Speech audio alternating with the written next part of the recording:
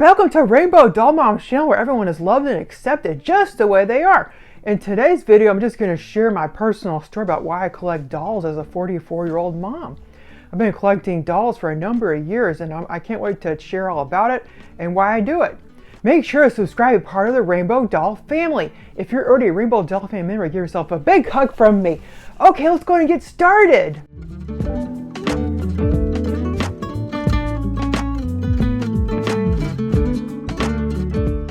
So the reason why I collect dolls as a 44-year-old mom, stems back when I was a child. I always had dolls. My daddy, he would purchase me dolls whenever I got good grades. And I would also draw, like when I was at school. And then all the money I earned from drawing also went towards dolls. And I just loved dolls so much. They were my friends. Because I grew up, I just wasn't, I was very introverted, and I'm also autistic. So I struggled to make friends, and it was really difficult. And a lot of people just thought I was some kind of outcast, and nobody really paid me any attention. Even my own sister didn't really want to spend time with me either. She would go out into the neighborhood and spend time with her friends, and I was usually left alone at my house. And I grew up, with not very much money. So all the money I got from dolls was from my dad or from my drawings at school. And I would draw treasure trolls. Like, that was how I was able to earn money for the dolls. And I just grew up with the stories, and I actually had my whole bedroom full of dolls, and I called it Rose Town. And I would just enjoy playing with the dolls and have like different little stories for each doll, and I would do voices for the dolls. Like, I could make my voice very low or very high. It's one of my talents. Like, I was always thinking about going into voice acting. So for instance, if I were to do like a Barbie voice, I'll go, "Oh, hey there, my name's Heather. It's nice to meet you. I'm Heather Rose, and I own this town." And if I were to do a boy, I would go, "Hey there, what's up? My name's Kevin, and I can't wait to show you all about what's going on here." So I could do very low voices and very high voices. So I just had a great time, like when I was a child, doing voices for my dolls. And even to this day, I do my voices for my son. Like, his name's Brian, and he's 10 years old, and I'll do voices for him during bedtime. So anyway, like, I just kept, playing with dolls, like, up until I was like, I got to be like, I was kind of like almost a teenager at like 12 years old. And I was at school, and when I came home from school, all my dolls were gone. Like, I couldn't believe it. Like, every doll I owned was gone out of my room. Even my dream house that I meticulously set up. I had just a beautifully decorated plastic Barbie dream house. It was kind of like an off-brand dream house, so it wasn't like a Barbie branded it, but it was got it like Service Merchandise or some store that was around back then. So even that was gone, and I was just in disbelief, and I didn't know what to do. I thought maybe we'd been robbed. So I went to my mom, and she says, "Yeah, I threw away all your dolls while you're at school because you're just too old to play with dolls. You need to start growing up." And I was just devastated. Like, I must have cried in my room for just several days. Like, I couldn't believe all my dolls were gone. So after a while, I just, came to peace that I just was too old to collect dolls anymore, so I didn't have any more dolls. And then I went through my 20s, I didn't have any dolls then. And then when I got to my 30s and I had my son Brian, I was really lonely. All of my friends didn't have children, and they weren't married yet, because I made some friends from playing board games. I got into like board gaming as a hobby, and I went to this board gaming conference. And then I also went to this board gaming club, and I met a bunch of other women and men that also collected, board games and played them. So that's what I was doing mostly, was just collecting board games and playing board games with other people. And like all of them, like none of them were really married or had kids. So I was really lonely, and none of them wanted to come see me because we had moved very far away, because like they're all the way up in Plano, and we moved, down south in Texas, in the Metroplex. So like it was probably an hour away to see anybody, so nobody would come see me, and I was very lonely. And I had my son Brian, and he was a little boy, and he was very sweet. And then one day I was with Brian at the store. He was now like 2 years old, and he was in the shopping cart with me. We were at Target, and I was just going by the aisle, and I saw this rainbow high doll. She was purple, all in purple, and purple is my favorite color. So I don't know, just something about her just beckoned to me. And she was wearing like this ski outfit or something, and it was really beautiful outfit. And I just felt like, that she's so gorgeous, and I decided to get her. And I put her in my cart, and I just felt really silly. Like, I actually put her under a t-shirt that I had bought for Brian because I didn't want anybody to see that I had a doll in my cart. I was kind of embarrassed that an adult was collecting dolls. So I just, purchased her, and maybe the cashier thought it was for my daughter or like another child. So she didn't say anything about it. And I just felt really embarrassed.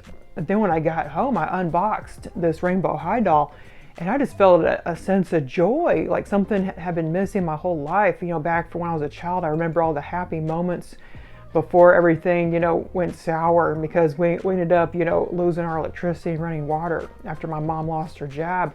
And it was after she got rid of all my dolls. She was actually mentally ill. She had schizophrenia. So I think that's the main reason she got rid of my dolls, because we later made peace, and after she got on her medicine. So anyway, like I was just like so overcome with happiness, because it was a time in my childhood where I was happy and everything was okay, and before everything, went bad. So I just had all these happy memories all of a sudden. And then I went on YouTube and I saw other adults were collecting dolls. And I was like, wow, so this is a thing. So it's okay for an adult to collect dolls. Like, I shouldn't be ashamed of collecting these dolls anymore. I should, just embrace it. It's a hobby. Apparently, people collect and sell them, and they make money. And so it's it's something that other people do. So then I joined like a Facebook group for doll collecting, and I started collecting more Rainbow High dolls. And I would even, go really early to the store to make sure I got the latest ones. And soon I had over 20 Rainbow High dolls. And they were, at the time, Rainbow High was like a really great brand. They were articulated. They had beautiful fashions. Like, they just looked really gorgeous. And I was just, really happy to have them. And they were so pretty, all their other different little outfits they had. And they even had, fabric boots and purses, and just really nicely done dolls. And then, I was watching this one YouTube video, and there was a guy on there, and he was saying, I got this Integrity Toys doll. And I didn't know what Integrity Toys was. Like, I never heard of it, but he had this beautiful doll, and it was Graceful Rain Vanessa. It was a gorgeous Integrity Toys doll that looked like a princess, kind of like Princess Grace, and looked just like that, with the beautiful, blonde hair and tied back in a bun, and just the most gorgeous jewelry, and very intricately styled. And I was like, wow, that is such a gorgeous doll. Like, how do I get one? And I looked on eBay, and they were going for like $300. And at the time, I was only paying like $20 to $27 for Rainbow High dolls, and paying that much for a doll seemed outlandish to me. I didn't think I would ever own an Integrity Toys doll. They were just too expensive for me at the time. So, like, then this other video that he put out, he said, you should join the W Club, because the W Club is where you can get the dolls for retail price. So I looked, and the W Club wasn't opening until March, and that was several months away. So I put myself on the waiting list, and I continued to collect Rainbow High. I did not have any Integrity Toys dolls, but I saw an Integrity Toys doll on eBay for like over $100. It was a candy, so it was like one of the early Integrity Toys doll, but it was a candy doll, and it wasn't really articulated, but it was still a really pretty redhead with a really nice outfit. So I just, I'll just get this, because at least I'll have an Integrity Toys doll in my collection. So I purchased it, and that was really my first Integrity Toys doll ever. And then I just continued to collect other dolls. Like, I started, getting Barbies again. Like, I got the Barbies that I used to own when I was little. Like, I got the Totally Hair Barbie and the Baywatch Barbie, and other ones that I really enjoyed having as a kid. And I got them, and they're still in the box, but I did unbox some of them. So I just continued to enjoy dolls. And then finally the W Club came out, so I joined it, and I was able to get Graceful Rain Vanessa, like, from a waiting list. So I was really happy that I finally was able to get my dream doll. And then over the years, I just started collecting more, and to this day, I have over probably almost 300 Integrity Toys dolls, and a bunch of other ones. Like, I also collect Monster High collectors, and I collect, Barbie, like Silkstones, and other collector Barbies, mostly collector dolls. And I stopped collecting Rainbow High because they came out with this slime gimmick. So they started doing the slime gimmick, and they took away all the articulation. So that was a huge drawback. So I don't really collect Rainbow High any longer. Like, I'll get some occasionally if I like the doll. Like, I got the ones that have the glitter legs. I thought they were cute, so I got a few of those that looked nice. But other than that, I don't collect them any longer. I'm actually going to be selling them at the National Barbie Convention. And some people told me they want the articulated ones. So I have like almost all the articulated Rainbow High dolls. So I'll be selling them there, and also some other dolls. Because I'll just go crazy and I'll feel FOMO. And I'll start buying all the dolls, you know, even if I don't really like them. Or if I see a doll on sale, I'll get it, even though I don't really want it. So I'm going to be selling them at the National Barbie Convention. Yeah, so now I probably have almost over 1,000 dolls in my collection. I have like just tons. Like back there I have dolls in like a case, and on the side I got some dolls in the box, and then in my bedroom I have, you know, 2 bookcases full of dolls, and actually 3, and I have like 2 curio cabinets full of dolls in there. And also will collect Tonner dolls. Like I have LON Wild dolls, like about, you know, 15 of those, and I collect Kingdom doll. I have 3 of those now. And I'll even collect BJDs. I went to the BJD convention, and it was near Austin recently, and I got I got 2 BJDs from there. And I just collect, you know, a bunch of different kinds of dolls. It just depends if I like the doll. I'm not really sticking to any particular type of doll or brand. If I like the doll, then I usually will buy it. But I've also, you know, sold dolls and made money at a profit. Like even if there's a doll that I don't really like that much, sometimes I'll get it anyway, and I'll just have it in my collection for a while, and then later I might sell it or trade it. Like I do lots of trading. Like for instance, the new Masaki came out, and there was somebody on the W Club forum, and he had the doll that I really wanted, so I decided to trade her. Because, you know, when I got her, you know, when I saw her, you know, I didn't really think she was appropriate for my collection. So yeah, that's what happens sometimes. You'll see a doll you really like, but then when you finally get it, you know, you're like, oh, I just don't really like it that much. I'm not really bonding. So then you could, you know, trade it for a doll you do want, or sell it. Just depends on what you want, because you just never know, because a lot of times the doll will look different than it does in the promotional images.